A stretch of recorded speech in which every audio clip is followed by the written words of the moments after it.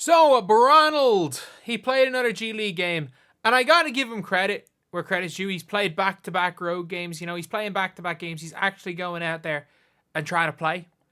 And I think long-term, that 100% will make him a better player.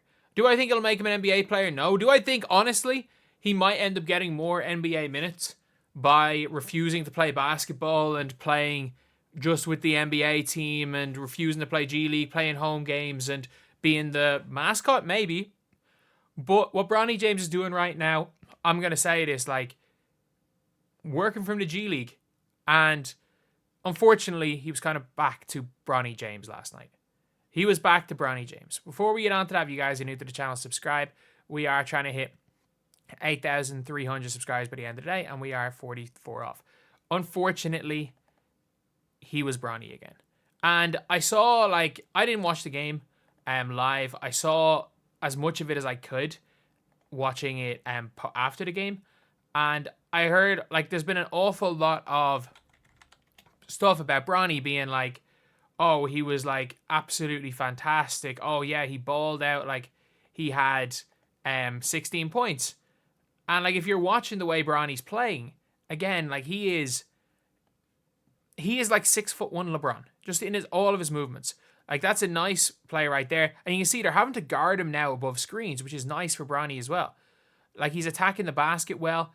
I don't think he's he's a horrific finisher, to be honest, but that's a nice passer there. He did a few good things last night. And I mean this, Bronny, look, you don't drop 30 points in the G League if you suck. If you suck, just purely suck at basketball. But you can see here, he was shooting some tough shots. That's not an easy shot to take. And he hit a couple of circus shots. He did a lot of good things. He did a lot of bad things on the floor. And everyone will talk about, he had 16 points, 2 threes, 3 assists. He shot 20 times in 26 minutes.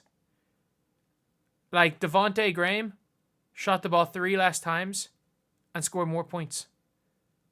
He had 2 assists, -7 on the floor. And Devontae Graham was worse for the team. But, Devontae Graham was signed that day. He literally rocked up on that day. But if you want to look at the South Bay Lakers for this team, if you want to see, their last game was against the Valley, obviously. They were their last 2 games. And I'm going to see what their team looked like in some of their other games that they were kind of winning. If they have lost 2 games in a row. How do you find games? It literally just says schedule, home schedule. What can I not? Can I just click schedule? Okay, there we go. If we want to look previously again, let's look at the last game. Obviously, they won this one against the Clippers. If we want to look, say, screw it, game in November when they were winning, when Quincy Olivari was there. They've beaten the Clippers 2 out of 3 times they played. See, 26th of November. Let's see who were in the starting 5. The starting 5 were Lewis, Traore. In fairness, there was no Olivari. He wasn't playing. He wasn't active at this stage. But there's no Quincy Olivari there. There's no Traore there. Koloko is apparently active with the G League. So it was a weakened G League team. And look, he has had 1 game where he has shot a reasonable percentage. He was shooting 21% from the field, Bronny.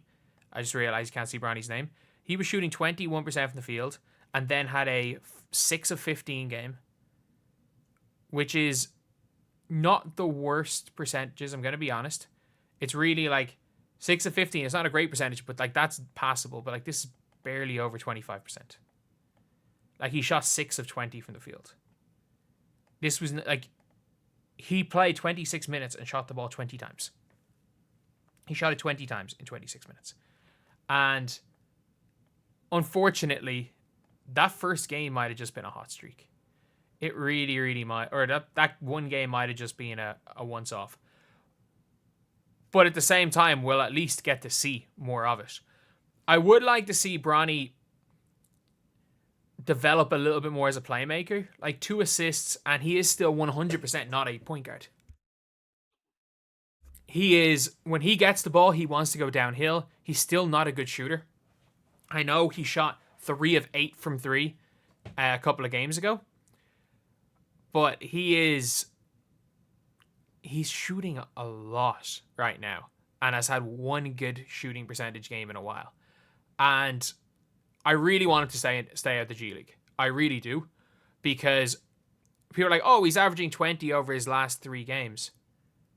Well, yeah, he's averaging 20 points per game. He has shot 20, 23, and like 16 shots or something. Like he's doing it on 20 shots a game, and one of those games he shot efficiently. So in the other 2, he was incredibly inefficient. And it's going to be fun to watch. Look, I think some people overreacted to the 30-point game, and we can take this 3-game sample size to show that, like, he's going to get opportunities that people don't in the G League. He's going to be allowed to shoot whatever the hell he wants, whenever he wants. I would love to see him act more as a playmaker, because Bronny James is never going to be an NBA level scorer. He's just not. If Bronny James could be a playmaker, if Bronny James could be a lockdown defender, but his main focus in the G League is getting those shots up, which I don't know how that's going to help him long term when, like, we can see it there. I think most teams are going to allow Bronny James to... Most teams will be happy if Bronny James shoots the ball 20 times plus, because you're probably winning said game. But, yeah, that's pretty much it for that game. Bronny James, realistically, his movement is very like LeBron's. And even one of the shots he made was a complete circus shot. He shoots a lot of high degree difficulty shots. And that's kind of the issue, is that when he can't literally just go downhill and kind of just rise up for a layup, because his ability to finish around, not even around the basket, but like kind of 3 to 4 feet from the basket, and shoot like something in between like a layup and a jump shot. His body control is good.